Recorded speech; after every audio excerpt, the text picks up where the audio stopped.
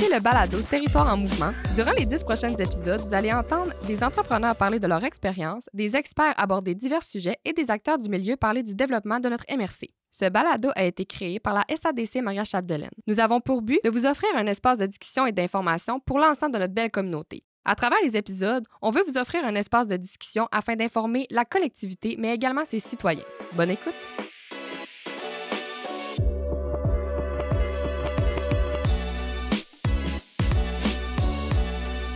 Bonjour tout le monde, bienvenue sur le balado Territoire en mouvement. Aujourd'hui, on reçoit Dominique Gobet, directeur général du Parc régional des Grandes-Rivières du Lac-Saint-Jean et Madame Suzanne Richard du Centre plein air Autisme Nature. Bienvenue, ça va bien? Oui. Oui, ça va bien, toi? Oui, merci. Merci d'avoir accepté l'invitation aujourd'hui. On est très content que vous soyez là et qu'on puisse parler de ce beau sujet qui est le projet de la passerelle du 49e, nos circuits touristiques entourant la MRC Maria-Chapdelaine et même plus loin encore. Dominique, tu es directeur général du Parc régional. Quel est ton rôle dans l'organisation? Bien, d'abord, le parc régional, là, je dirais, est bicéphale. On a une offre écotouristique, parc classique, des sentiers pédestres, pistes cyclables, camping sauvage, descente de rivières, mais on a aussi le développement d'une offre motorisée en tourisme d'aventure, donc quad motoneige, qui s'appelle le circuit, la passerelle du 49e, qui est ni plus ni moins qu'une route touristique.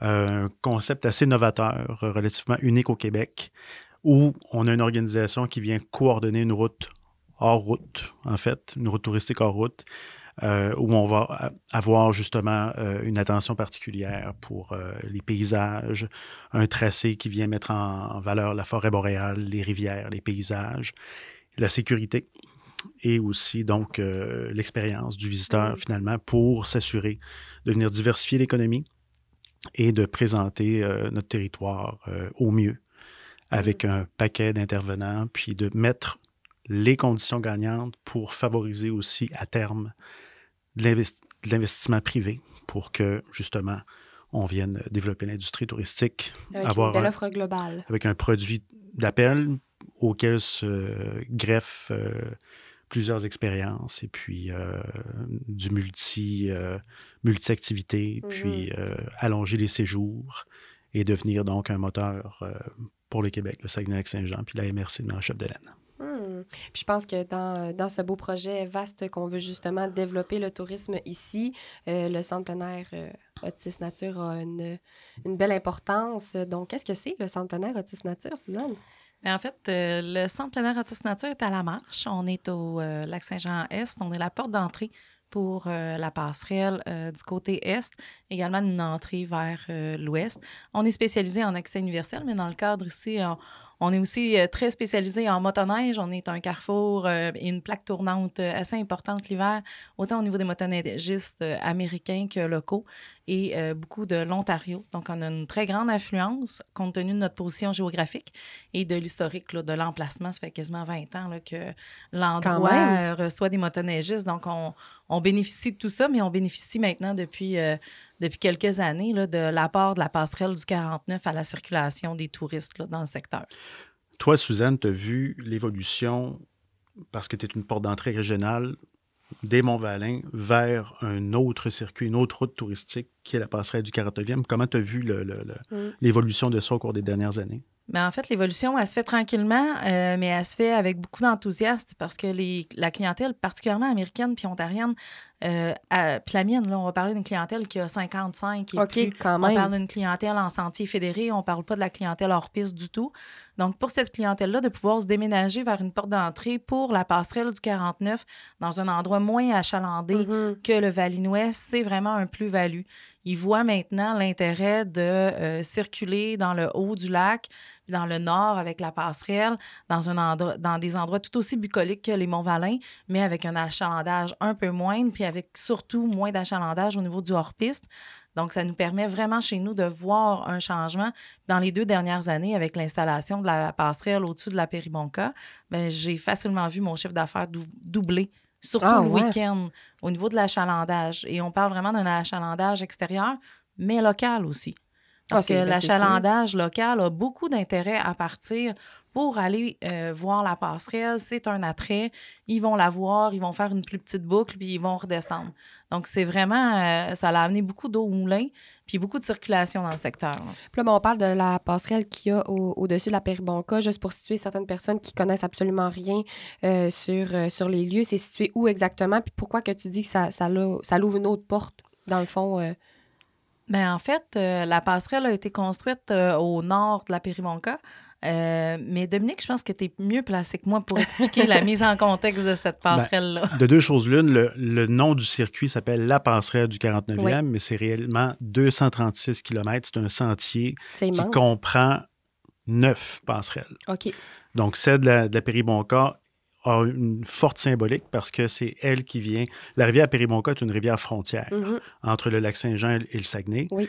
Puis, nous, on avait toujours la vision, depuis 2014-15, qu'on travaille le projet, de venir vraiment mettre en valeur les montagnes du nord du Saguenay avec les grandes rivières du nord du lac Saint-Jean, qui est le bassin versant du lac Saint-Jean comme tel. Alors, c'est une diversité de paysages, mais c'est une diversité aussi de territoire parce que, justement, c'est plus plat. Et on est vraiment au cœur de la forêt boréale, puis on est dans un environnement aussi. Au nord du lac Saint-Jean, il y a plus de milieux habités, donc un petit peu plus de services. Et c'était un des objectifs aussi qu'on poursuivait, c'est-à-dire d'aller amener dans des municipalités rurales plus de services pour la population locale, mais grâce à l'intrant que permet donc l'économie touristique, l'argent neuf qu'on appelle. Donc, de cette façon-là, pour revenir à la Péribonka, c'était vraiment celle qui venait associer les deux circuits. Joindre les deux bouts. Tout à fait, tout à fait. Ça fait que c'est depuis ce temps-là, il y a vraiment un avant et un après la passerelle de la Péribonka. Puis, c'est pour ça aussi que, Suzanne, c'est tellement intéressant le travail qu'ils ont fait. Puis, ils sont en contact directement avec cette clientèle-là. Puis, effectivement, mieux répartir la clientèle sur le territoire parce que du surtourisme, c'est pas agréable. Non, vraiment pas. Il y a une notion de sécurité, une notion de qualité d'expérience aussi. C'est présent quand même, je pense, dans les Monts-Valin. Il y a beaucoup de personnes qui viennent sur place pour aller voir les Monts-Valin. Là. Fait que c'est sûr que c'est normal que ça crée une certaine surpopulation au niveau touristique. Là. C'est correct aussi, mais en même temps, de venir répartir de façon plus sur un circuit, un territoire plus vaste, je pense que tout le monde y gagne. Ah, ça, c'est sûr que l'expérience doit être différente à ce niveau-là. On parle de la passerelle du 49e depuis tout à l'heure, mais c'est un projet qui a été initié il y a 9 ans, si je ne me trompe pas, Dominique, c'est il y a 9 ans environ. Les investissements ont commencé en 2016, effectivement, mais c'était quand même planifié de longue date. On appelait ça longtemps le lien intégrateur, parce que justement, on voulait... les rivières du nord du lac Saint-Jean, ce sont des portions, le réseau hydrographique se trouve à isoler des portions de territoire.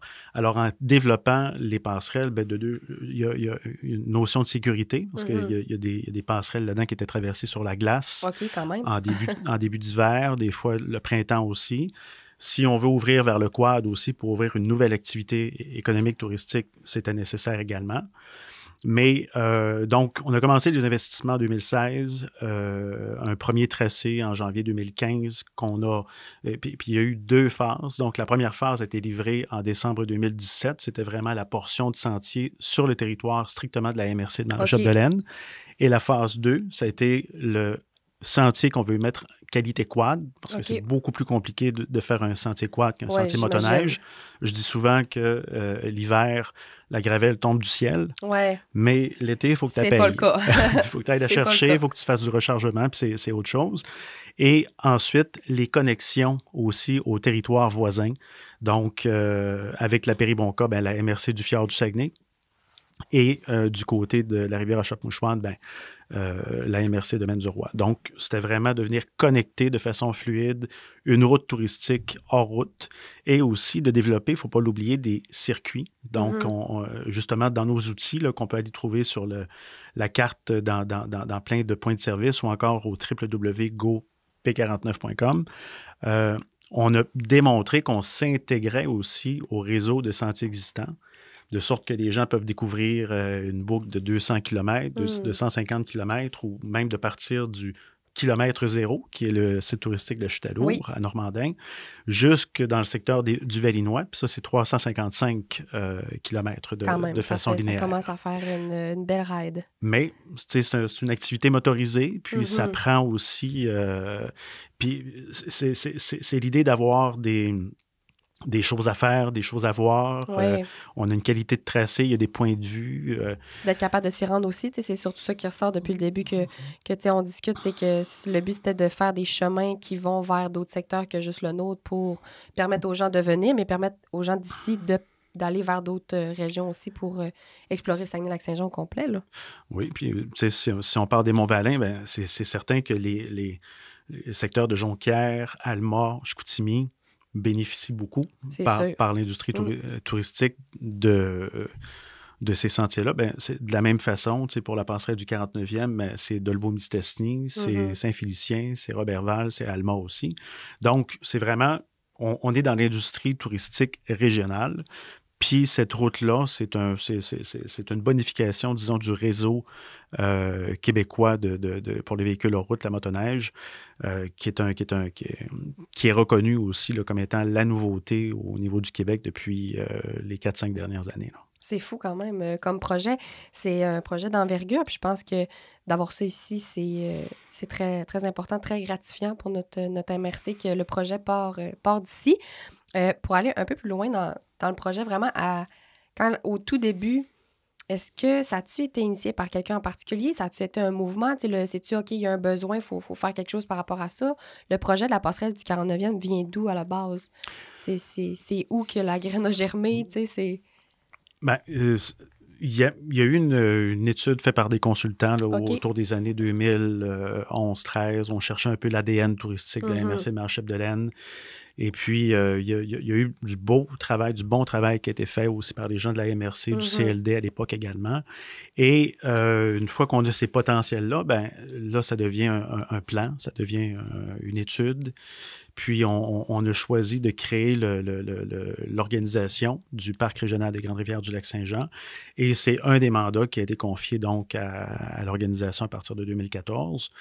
Et puis, donc, on l'a vraiment construit comme ça. C'est des investissements de près de 20 millions, là, quand même, qui sont importants. Puis, en passant, je le dis en toute humilité, on pourrait... Ce serait très compliqué de refaire ça aujourd'hui, là, parce que les coûts ont explosé depuis la COVID, et puis il y a beaucoup d'inflation et tout ça, mais il y a beaucoup de petits miracles là-dedans qui ont permis qu'on puisse arriver... Ça possible. Oui, absolument. Puis beaucoup de concertation, collaboration avec les fédérations, quad, motoneige, les clubs locaux aussi, beaucoup de bénévoles, les élus, bien sûr. Ça prend une volonté politique, une vision, et une vision dans la durée aussi, parce qu'on ne peut pas faire un projet comme ça sur 3-4 ans. Donc, tu sais, ça prend une vision qui est vraiment à long terme. Puis ça, ben, des fois, en politique, c'est pas toujours automatique qu'on a ça. Alors, on l'a eu ici. Fait que c'est des choses qui sont très...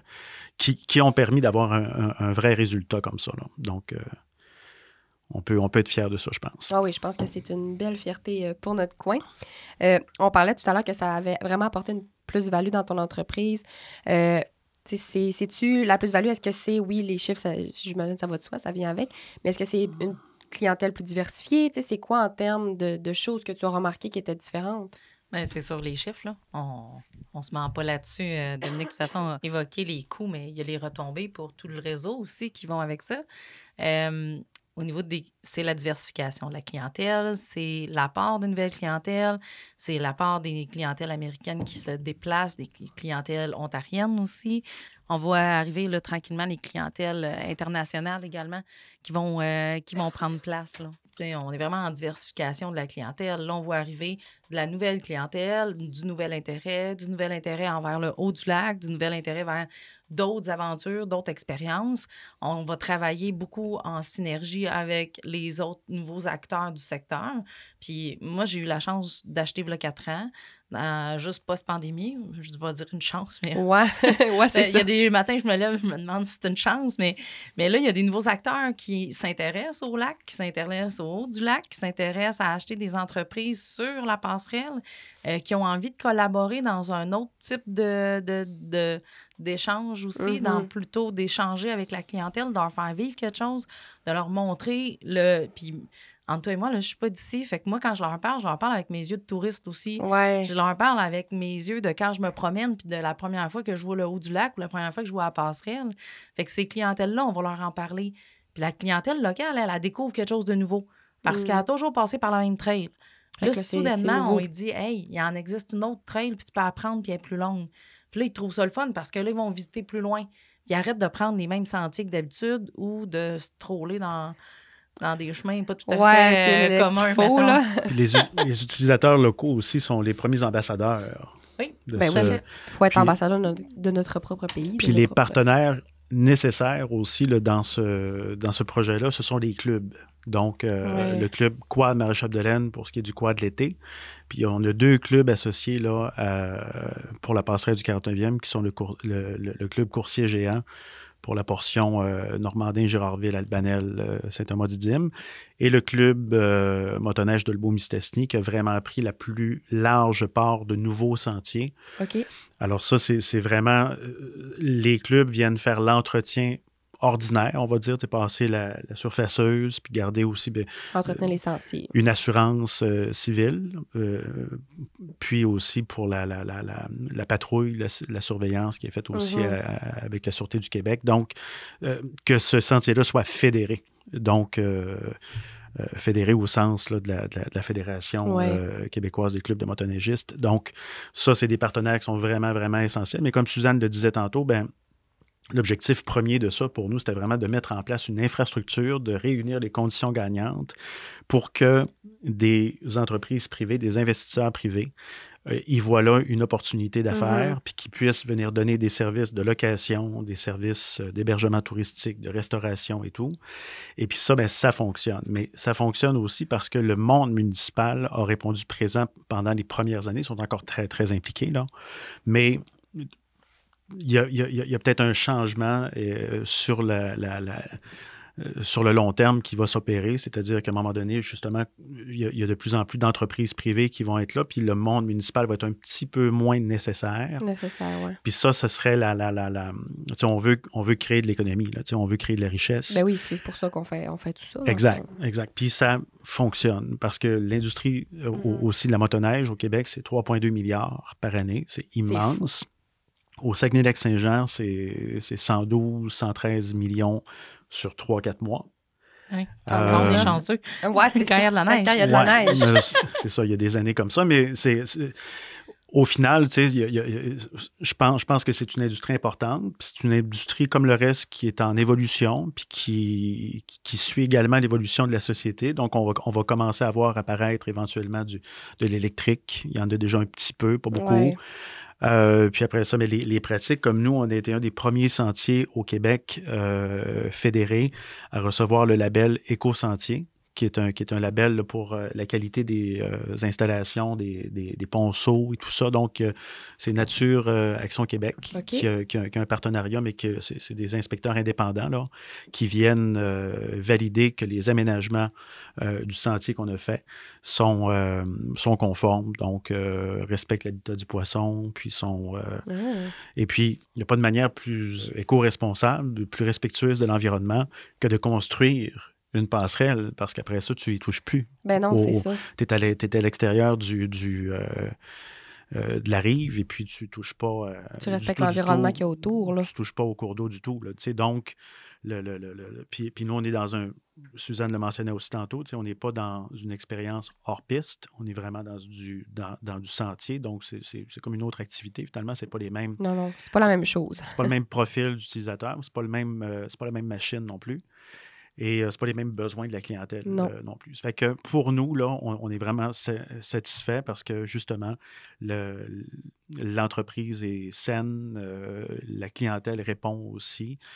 Comme l'an passé, c'était une année, un hiver horrible au Québec. Il y a plusieurs régions qui ont pas eu beaucoup de neige. Il y a des régions qui n'ont pas eu de neige du tout. Alors, on a un petit peu agi comme valeur refuge. C'est un petit peu ce qu'on avait prévu au départ, qu'éventuellement, avec les changements climatiques, tout ça, il n'y aurait plus nécessairement les mêmes hivers. Un engouement autour de notre secteur. Mais que l'hiver ne serait plus partout comme avant, là, nécessairement. Mais on ne pensait pas que ça arriverait si vite puis que ça arriverait l'an passé, mais c'est arrivé l'an passé. Puis, effectivement, la saison a été plus courte, mais était plus intense. Puis là, c'est sûr que moi, je dis ça, mais c'est Suzanne qui était sur le terrain. Ouais, ça a dû paraître Oui. dans ton entreprise de cette Oui. espèce de bride rapide-là. Ah, tout à fait. Non, mais on a bénéficié du fait qu'il y a de la neige au nord. On a bénéficié du fait qu'on était capable d'offrir un produit d'appel où est-ce que les gens ils ont envie encore de faire de la motoneige, puis on l'avait, la neige. On ne l'avait pas en quantité phénoménale, mais on l'avait pour pouvoir le faire. Puis moi, je l'ai senti, j'étais allée dans un salon autant à New York que Toronto cette année, et les grandes régions qui étaient mises à l'honneur, c'était la Gaspésie puis le Lac-Saint-Jean. Parce qu'on savait que c'est des régions dans lesquelles la neige, normalement, est au rendez-vous. Il y a une certitude. Oui, il y a une certitude, il y a une envie. Puis il y a le côté aspect paysage, aspect beauté du territoire.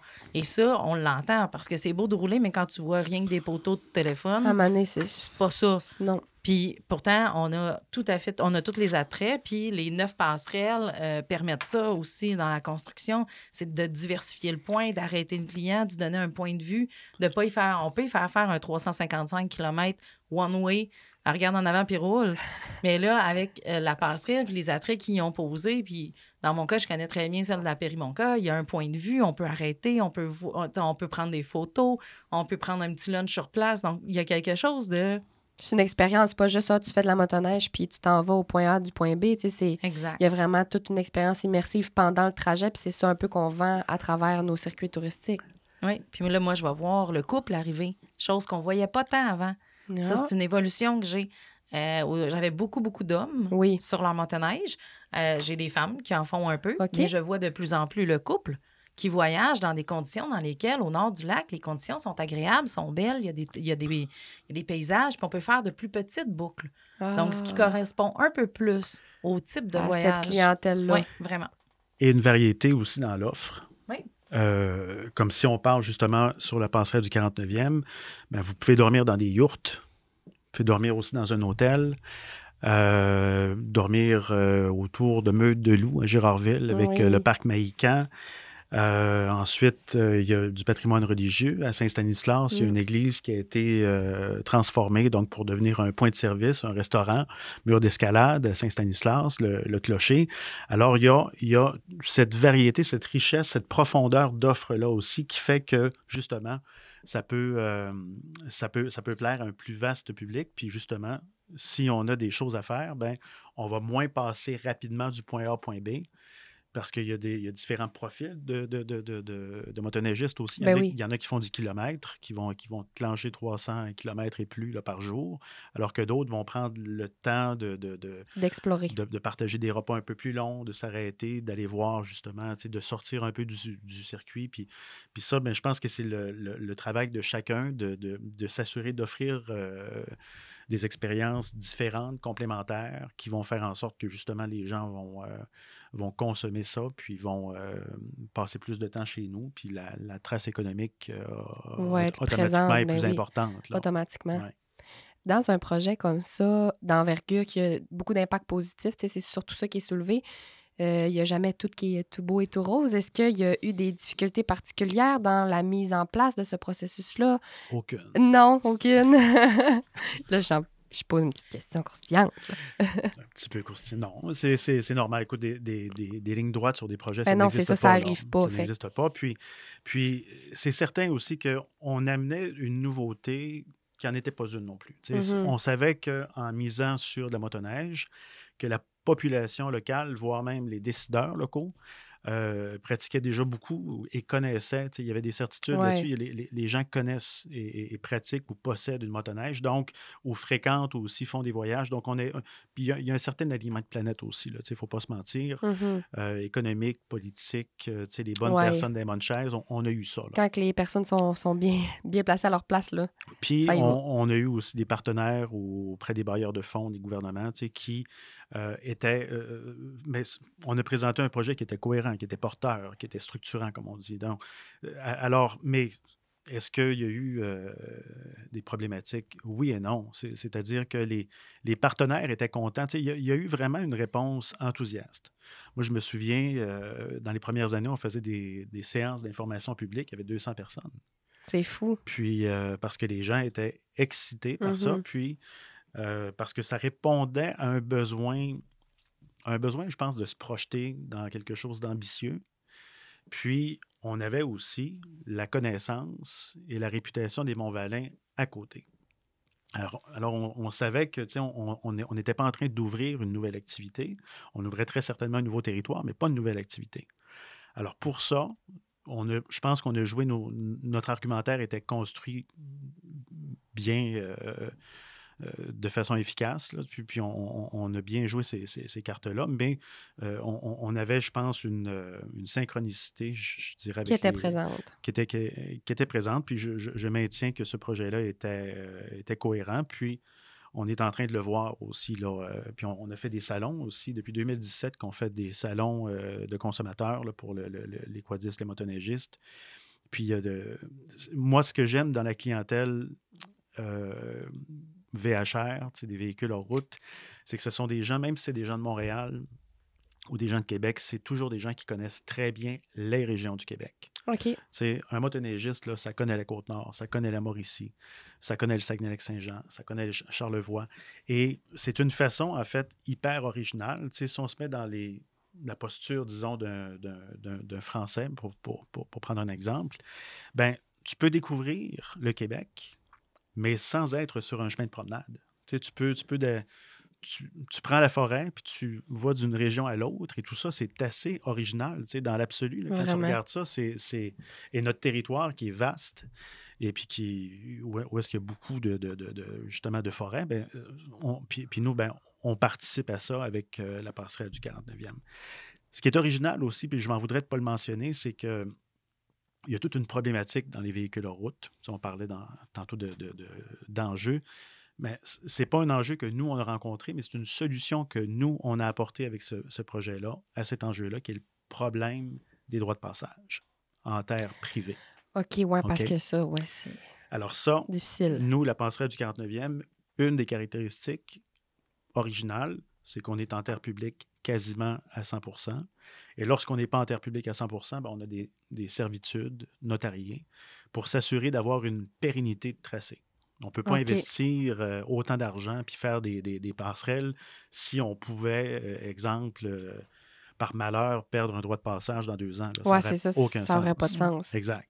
Donc, il y a ça qui est particulier. Il y a le fait aussi qu'on est justement en milieu naturel, de sorte qu'on est aussi protégé jusqu'à un certain point des redoux, parce qu'il y a des zones d'ombre. Donc, puis des redoux, puis aussi des vents.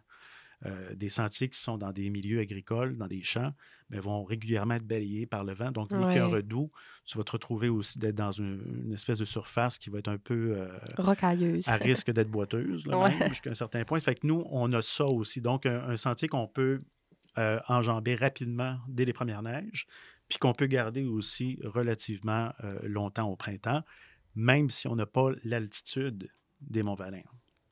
Parce qu'il y a quand même une bonne différence. Nous, on est plus près du niveau de la mer, alors que dans les Monts-Valin, tu as plusieurs centaines de mètres. Alors, ça, c'est ce qui fait que le tracé aussi, il est intéressant. Puis tantôt, quand on parlait de valeur refuge par rapport à la neige, la garantie neige, si on veut, ça a aussi été réfléchi ça, dans les grandes caractéristiques là, Puis on répondait justement pour dire oui, ça a bien été, mais ça a bien été parce qu'on répondait aussi à une problématique puis à une fragilité de l'activité motoneige pour les prochaines années. Ça fait qu'avec ça, au moins, on ne sait pas si dans 10 ans, on va avoir encore autant de kilomètres. Il y a 3850 kilomètres au Saguenay-Lac-Saint-Jean, 33 000 kilomètres de sentiers fédérés au Québec. C'est fou, dans Est-ce que ça... puis non seulement ça, mais c'est la même chose de chemins de promenade, là, des routes. Oui. Le réseau du MTQ, c'est 33 000 kilomètres aussi.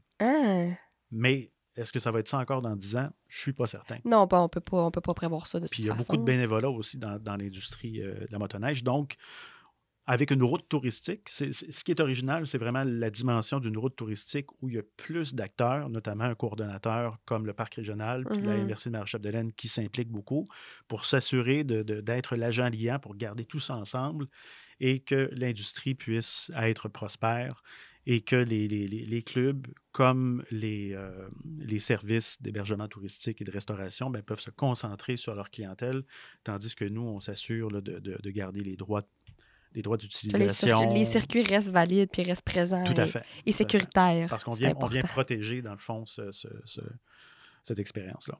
C'est vraiment très intéressant. Dominique, il y a quand même un défi sur l'entretien, le maintien, le respect des structures. Tu sais, t'en parles pas, mais là, moi, me rentrer dans le croustillant. Oui, c'est ça. Il s'est passé quelque chose. Il y a quand même des enjeux avec autant de kilomètres, autant de gens, autant de secteurs éloignés où on n'a pas des caméras de surveillance. Oui, ça, il y en a, pas dans les arbres. Je sais que t'en as vécu des drôles, là. Ben, on a eu notamment, je pense, je ne sais pas si c'est ça que tu penses, mais on a eu un incendie criminel au mois de mai 2024.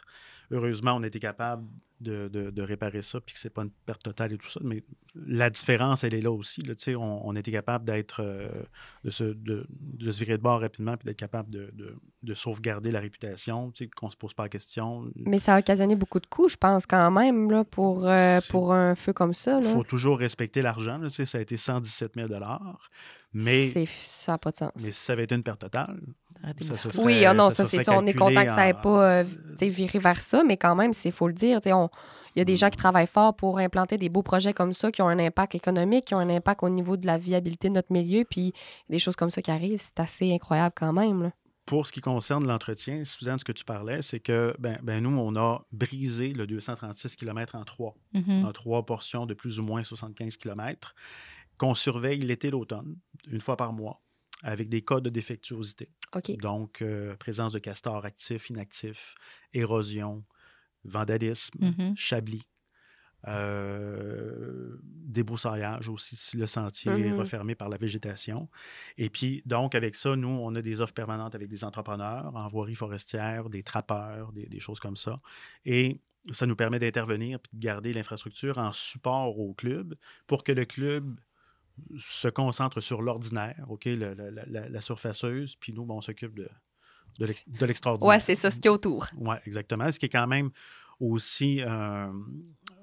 ça permet de dégager quand même, là, parce que les clubs ont d'autres sentiers aussi à s'occuper à 100%. Ouais. Alors, sur l'autoroute touristique qu'on a mis en place, là, on s'implique de façon active là-dessus. Ça permet une qualité d'entretien des sentiers, vu que vous vous impliquez comme ça aussi, là, j'imagine, par rapport à l'entretien vraiment des sentiers. Là. Puis quand on parle d'une route touristique, on a aussi déployé un affichage touristique original. Parce que souvent, dans les sentiers motoneige au Québec, puis là, je ne porte pas de jugement, c'est un fait, là, il y a beaucoup de couleurs, beaucoup de dimensions, beaucoup de générations de signalisation aussi. Puis on dirait qu'on a fait qu'en ajouter, on la remplace jamais, on fait juste en mettre tout le temps plus. Puis ça devient un peu... c'est une pizza. Il y a un charme là-dedans, là, mais c'est une sorte de charme de type marche aux puces. C'est un peu kitsch. On cherche. Fait que nous, on a souhaité donc vraiment mettre en place il y a 4 services touristiques dans notre signalisation comme telle: la restauration, l'hébergement, la mécanique et puis l'essence, le ravitaillement d'essence.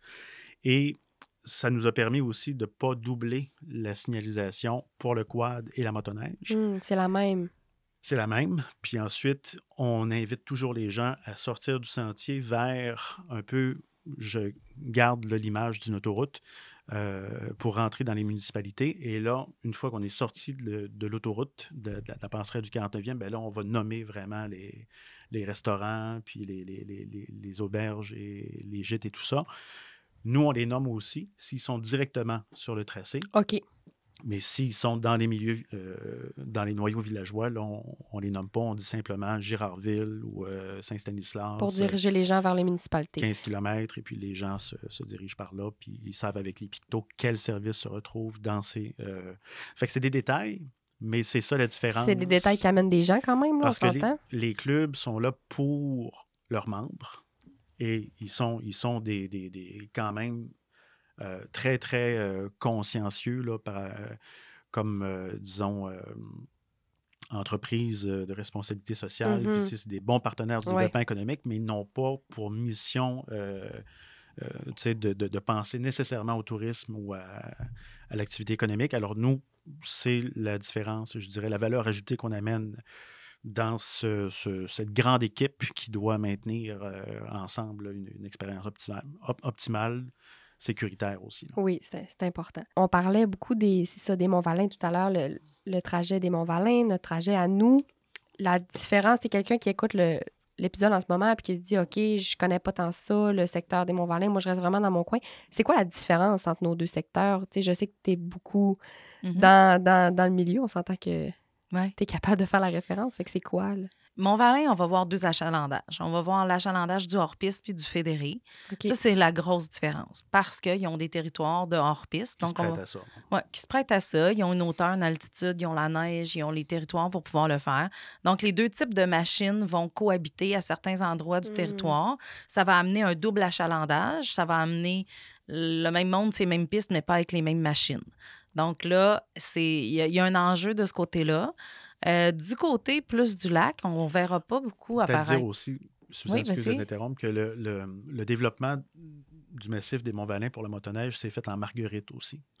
Donc, des boucles, alors que nous, on est plus sur une autoroute, sur une piste linéaire. Ça, je pense que c'est aussi important c'est une des différences. Là. C'est plus des boucles. Les gens sont plus captifs. Ils vont passer du temps dans les Monts-Valin, puis ils vont découvrir, à un moment donné, une montagne. Bien, pour ce qui est du hors-piste, je te dirais pour le fédéré, lui, c'est un peu dans la même philosophie. Il va passer. C'est un passage. On ressent depuis plusieurs années, puis c'est parce que je l'entends et je l'ai vécu, parce que je me suis assise sur ma motoneige pour aller vivre la sensation. C'est sûr que la cohabitation de 2 types de machines dans un même sentier ne donnera pas un résultat exceptionnel. Puis même si les clubs mettent tous les efforts possibles, on cohabite avec 2 machines qui ne sont pas nécessairement faites pour cohabiter. C'est 2 clientèles aussi différentes. Tout à fait. Au niveau du style, aussi de conduite, tout ça.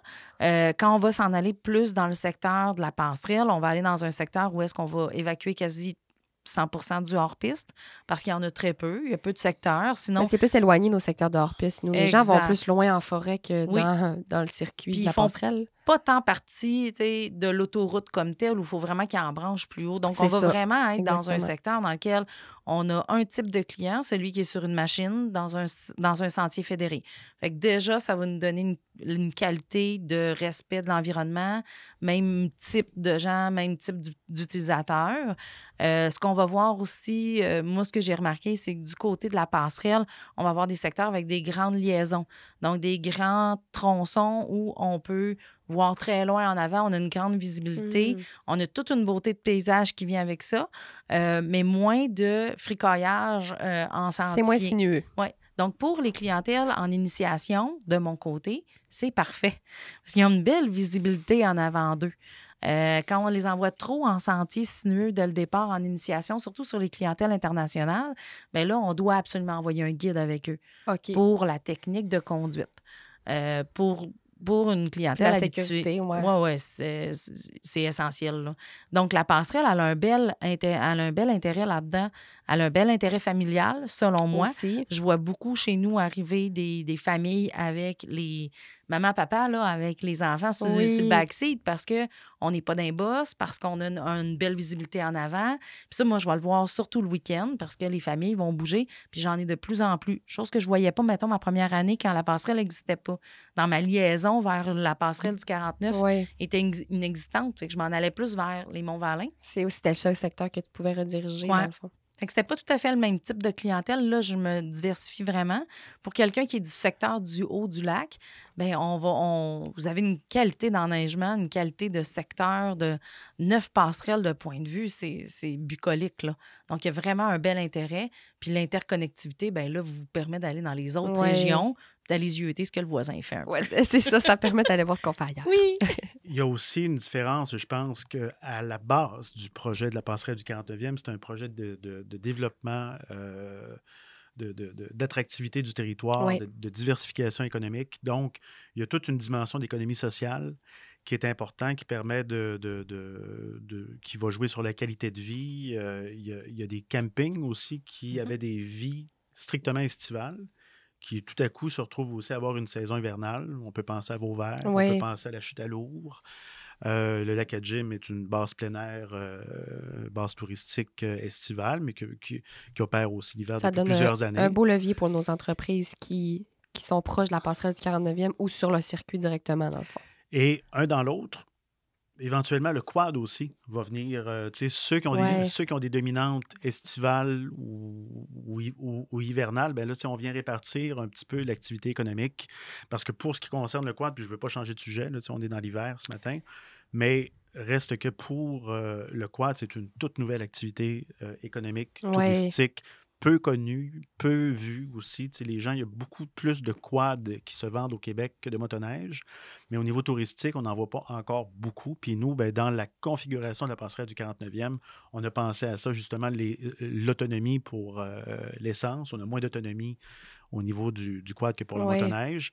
Alors, on a pensé à ça. Puis, c'est certain que pour l'amélioration continue, il y a des dimensions au niveau peut-être des refuges éventuellement qu'on va pouvoir améliorer, la sécurité, des points de service de réseau cellulaire aussi. Il ne faut pas oublier ça. Oui, c'est sûr qu'en pleine forêt, des fois, ça ne doit pas toujours être optimal. Mais il y a quand même plusieurs endroits, mais il faut les connaître, il faut les diffuser, puis il faut les communiquer là, pour que les gens puissent utiliser leurs appareils. Mais je pense qu'en termes de distinction pour ce qui concerne la passerelle du 49e, on est davantage sur une région, peut-être un peu plus large.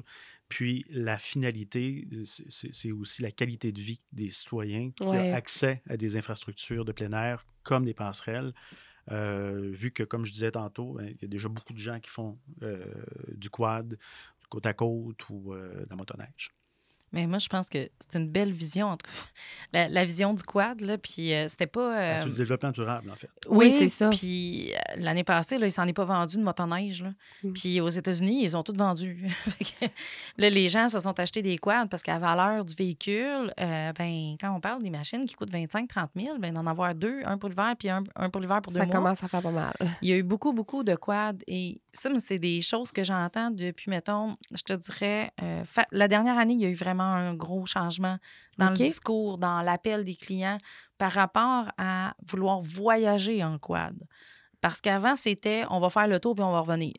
Ou on va faire du local. Mais là, il y a une envie de voyager en quad. Il y a de plus en plus de bébelles qu'on peut rajouter pour être full autonome. Mais ils ont quand même aussi... c'est des gens qui ont aussi envie de prendre une douche, un repas chaud, puis sont bien corrects à dormir 2 nuits en pleine forêt. T'sais, ils ont envie d'être en milieu forestier, mais de revenir dans une certaine sécurité puis de faire du quad du côte à côte aussi. Oui, le côte à côte est présent depuis quelques années quand même. Là, la popularité augmente vraiment. Tout à fait. Puis d'avoir des institutions qui n'ouvraient pas pour les clientèles parce que c'était des clientèles de passage de 5 minutes puis on repart. Là, c'est des clientèles qui veulent s'arrêter. Donc là, ça, moi, je l'entends parce que j'ai les appels téléphoniques qui viennent avec. Ah, ouais. Ouais. Puis... le même mouvement du skidoo est en train de se transposer aussi pour le quad l'été, tranquillement, pas vite. Tranquillement. Là. Tranquillement, oui. On part pas de vague ce matin, mais... Non, pas tout. On remarque que ça, c'est présent. C'est présent. Tout à fait, oui. Okay. Justement, le fait que dans le sud du Québec, puis le sud-ouest, c'est beaucoup maintenant du quad hivernal. 95% en milieu agricole. Mm-hmm. Alors, ces gens-là, l'été, l'automne venu, ils vont vouloir venir justement plus au nord sur des circuits comme les Monts-Valin, la passerelle du 49e. Et en plus, on a maintenant un raccordement là, qui est fait à peu près là, avec la Mauricie, qui monte jusqu'à la Dorée-Normandin, qui est un projet d'une infrastructure routière qui a servi à Hydro-Québec pour une ligne électrique, qui a pas été démantelé puis qui a été fédéré quad aussi. Yeah. Et la mecque du quad au Québec, c'est la Mauricie. Alors, la TUC et tout ça. Et c'est notre voisin du Sud aussi, on l'oublie, là, mais au Lac-Saint-Jean, notre voisin, c'est la Mauricie. Alors, on vient aussi se positionner de façon avantageuse pour ça. Puis, au final, quand on parle d'une passerelle du 49e, c'est pas une passerelle, c'est 9 passerelles. Je le disais tantôt, c'est 236, mais c'est aussi une passerelle entre les Monts-Valin et la culture aussi des Premières Nations. Mm-hmm. Si vous partez des Monts-Valin ou du Lac-Saint-Jean, puis vous allez dans la direction, disons, de Chibougamau, Ojibougoumou, Mistisini, bien là, vous avez la culture des Cris de l'Est, qui est évidemment, là, toujours d'un point de vue touristique. Oui. Vous avez le patrimoine naturel avec le patrimoine culturel historique. Et là, vous avez vraiment une offre qui est, je pense, complète. Totalement. Et franchement intéressante. Nous, on l'a vécu en mars 2019. On est parti une délégation. On avait des rencontres un peu partout, le midi, le soir.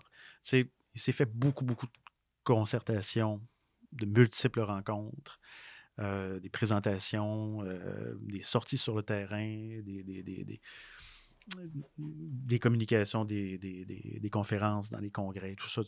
On a été hyper actifs là-dessus. Là. Puis, ça a apporté...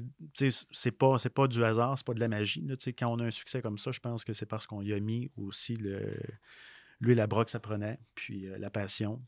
Totalement. On parlait de vision. Mais tout ça a toujours été là, mais encore faut-il être capable de le mettre en... Je ne veux pas dire packagé, là, mais je vais dire packagé. Ouais. Mais de le mettre en produit pour qu'on puisse le consommer, l'acheter, le vivre. Puis après ça, se créer des souvenirs puis ramener ça chez soi. Totalement. Ah, c'est fou. On pourrait justement faire 1 heure et demie sur ce beau sujet. On n'arrêterait pas, je pense.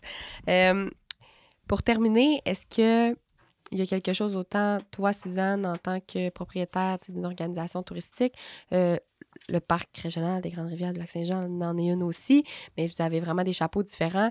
Est-ce que vous avez un message peut-être à dire ou quelque chose que vous aimeriez faire passer autant aux motoneigistes qu'aux personnes qui voudraient donc se lancer dans le quad ou même aux personnes qui vont sur le site en marcheur? Moi, j'ai quelque chose, c'est sûr.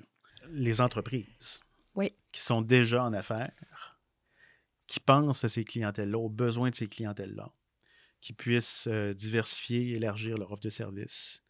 Ça peut être ça peut être des services mécaniques, ça peut être des services de location, ça peut être des services de guidage ou même des expériences qui sont hors de l'autoroute, là. C'est comme, par exemple, le chute Chaudière sur la rivière Achouac-Mouchouane, dans le secteur de Saint-Thomas-Didyme. Bon, ben, c'est pas automatique que les gens vont y aller de façon organique par eux-mêmes. À un moment donné, c'est d'oser aussi profiter, élargir le menu, l'offre de service pour permettre à des gens, justement, de passer plus de temps chez nous, de traîner un peu plus longtemps sur le territoire. Puis, justement, dans la mouvance du tourisme lent, ben, c'est de peut-être faire moins de kilomètres, mais de vivre de façon plus intense et plus authentique le contact avec la communauté d'accueil. Puis de cette façon-là, mais ça fait des échanges qui sont productifs puis qui sont, je pense, dont tout le monde bénéficie. Totalement. Vraiment. Toi, Suzanne, est-ce qu'il y a quelque chose que tu aimerais ajouter? Mais en fait, moi, j'irais dans la collaboration. Oui. Parce que tout ça est né d'il y a longtemps, là, puis on entend Dominique parler, mais de tous les gens qui ont dû mettre la main à la pâte au départ pour que ça se puisse. Là, on est rendu au moment où c'est réalisé, où est-ce qu'on est dans la continuité, puis de continuer la collaboration. Ouais. Et dans le milieu des affaires, la collaboration est souvent mitigée avec la compétition. Ouais. Puis ce mot-là, je ne l'aime pas. J'aime pas le mot compétition. Elle existe, mais j'aime mieux la collaboration ou la coopétition. On est tous dans un secteur où est-ce qu'ensemble, on cherche à mettre en valeur un paysage, un patrimoine, un lieu, une section géographique, du savoir-faire. Puis de collaborer ensemble, on a commencé à en faire, là. On a des petites graines de semer un peu partout. Moi, je dirais, ceux qui n'ont pas commencé à semer leur petit jardin de collaboration, il faudrait que ça se fasse. Oui, parce que c'est quand on se met ensemble que c'est beaucoup plus facile à faire rayonner un secteur comme le nôtre dans un environnement comme le Québec, qui est très large, mais dans un environnement compte tenu du marché de la motoneige mondiale, puis qu'on est un hotspot. Bien, je pense que si on collabore ensemble à dire qu'on a une maudite belle place à aller, on va tous gagner un après l'autre. Totalement. D'une manière ou d'une autre, dans un secteur, que ce soit municipal, entrepreneurial ou les OBNL, il y a des coopératives dans le secteur. Il y a plein de modèles d'affaires qui se sont mis en place, puis il y en a peut-être des nouveaux qui peuvent prendre part. Mais moi, le modèle collaboratif... Il faut qu'il soit plus présent. Ben oui, puis la passerelle, moi, m'a permis de me mettre en liaison avec du monde partout dans le secteur de la passerelle, au moins une 20aine d'entreprises. Puis j'ai aucunement de malaise à les référer puis à dire à mes clients, ben voilà, je sais que c'est bon. Va là, je sais que tu vas avoir quelqu'un qui va t'accueillir puis qui va être chaleureux. Va là, je sais qu'il y a de l'essence. Va là, je sais que c'est ouvert. Parce qu'on fait circuler les gens dans le secteur puis on les fait triper parce qu'ils reviennent l'année d'après. Oui, c'est ça. Dans le fond, c'est profitable à tout le monde parce qu'ils reviennent autant dans toutes les places qu'ils ont visitées ou des nouvelles. Fait que c'est la collaboration. Oui, c'est ça, elle est importante pour ça. Ça amène des gens puis ça les ramène chez nous. Là. Puis ils reviennent accompagnés, puis ils reviennent avec leur chummy, puis ils reviennent avec l'autre. Avec d'autres personnes, des nouvelles personnes. Oui, puis moi, selon moi, là, c'est juste le moyen de faire level up tout le secteur. Ah oui, ça, puis c'est c'est un beau secteur, là, haut du lac, là, à faire découvrir. Là. Moi, je suis très fier aussi qu'un parc ait pu mettre en valeur un sentier qui n'est pas un sentier pédestre ou un sentier cyclable, mais un sentier motorisé. Mm-hmm. Parce que souvent, il va y avoir une sorte de snobisme que je vais dire urbain. Des préjugés sur ce que c'est que l'activité, alors que c'est du plein air. Mm-hmm. C'est une façon d'accéder au milieu naturel. On ne peut pas faire 236 km, évidemment, en raquette. En raquette, là. Non. On peut, en fait, mais c'est une autre façon. Prends-toi une tente. Là, on est dans du vrai tourisme lent. Oui, oui. Mais juste pour dire, ça fait partie quand même de l'ADN du Québec. Carrément. Joseph Bombardier, c'est québécois. Mm-hmm. Puis, c'est une façon de conquérir notre territoire qui est vaste. Une forêt qu'on connaît peu, qu'on connaît mal. C'est une autre manière de découvrir aussi les régions du Québec. Et moi, je pense que c'est une passerelle. Là, je suis dans l'image, là, entre le monde urbain et aussi le monde des régions. Donc, moi, si un circuit comme celui-là peut servir justement de liaison entre ces deux univers-là, pour qu'on se connaisse mieux, qu'on se parle plus, ben, on aura fait œuvre utile. Ah, vraiment. Merci tellement d'avoir accepté aujourd'hui. Je pense que ça a été très intéressant pour autant en apprendre davantage sur la passerelle du Caron-Neuvienne que de connaître toi, pour ceux qui ne te connaissaient pas, Suzanne et ton entreprise. Merci beaucoup d'avoir été avec nous aujourd'hui. Merci beaucoup. Eve.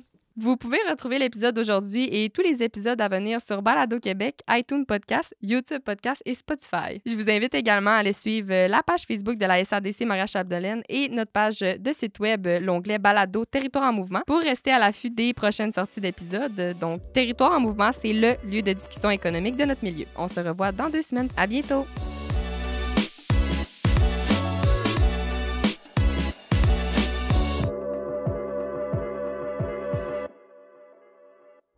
Ce balado est produit en collaboration avec la Télé du Haut-du-Lac.